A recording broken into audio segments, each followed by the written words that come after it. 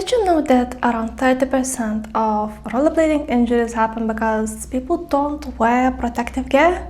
Don't become a statistic, so let's talk about it. So there are different kind of protective gear, and I would say there's kind of the basic everyday one, and also things that you might want to consider if you're doing more specialized skating. So let's start with the basics. The very basic one, which I believe that anyone who's skating should be using, and that would be your knee pads, elbow pads, and wrist guards. At the very least, have your wrist guards and knee pads. Personally, I don't notice much wear on my elbow pads. Then if you're doing something a bit more extreme where you want to have more protection, so for example you want to do skate park, more complicated tricks, or if you go for street skating, helmet, in my opinion, is important. Another more specialized thing is a thing that's more skate park, and that is bump savers, which is basically padded shorts.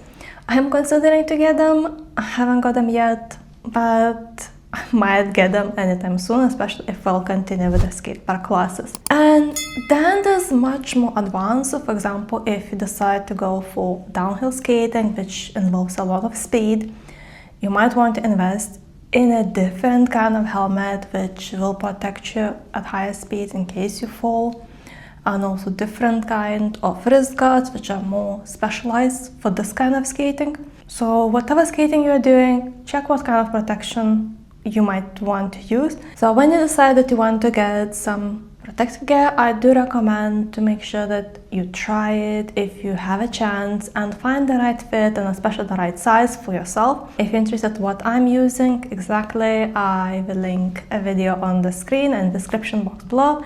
This is my skating essentials, so you can check them out. But make sure that your equipment works for you, because there are different fits, and what might fit for one person might not fit you. So give it a try if you can, and check return policies, because if it doesn't work for you and you bought it online, make sure that you can return it and buy whatever else what works for you better. Also, make sure that it works for the discipline of skating you want to do, as I mentioned before, because certain helmets will work perfectly fine for everyday skating, for skate park, but if you're doing something more specialized, you might want to get different things. So check what works for you and for the skating discipline you want to practice. Can protective gear completely 100% protect you from injuries? Simple answer is no. However, if you're wearing protection, it will reduce the risk of that injury or will reduce severity of the injury. I had injuries which protective gear couldn't do anything, like my leg injury, the way I fell. I didn't fall on my knees, my elbows or anything, so it couldn't protect me. But I had other falls which I'm pretty sure I might have ended up in a hospital if I wasn't wearing, for example, my helmet when I was going down the hill and lost control and I ended up flying and rolling down on the grass. I'm pretty sure my head hit something, but I was wearing the helmet, so it did protect me from the injury. I ended up with a couple small bruises and was absolutely fine in no time at all. So no, it will not protect you completely, but it will reduce the severity of injuries or help to prevent them. So I think it's still worth wearing it.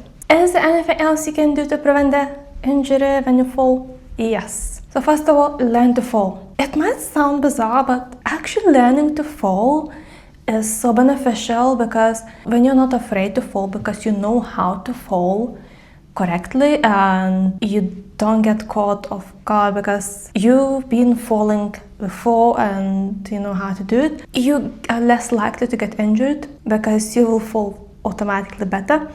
And I've seen people who are taking complete first time classes with London Skate Live, and they actually part of the classes they are falling on purpose. So falling on purpose is good because you learn how to do it, you build confidence on that, and when something happens and you start falling, you will have experience of that. You will not get that much scared, which might cause you fall incorrectly and getting injured. So that is very important. Another thing that can help you prevent injuries is stretching. And in my opinion, that's a very important thing which I learned after I got injured, that stretching helps you prevent injuries, because if your muscles are not very tight, they are much looser through stretching, you're less likely to get injured. So you will notice a lot of great skaters, just before they start skating, they stretch.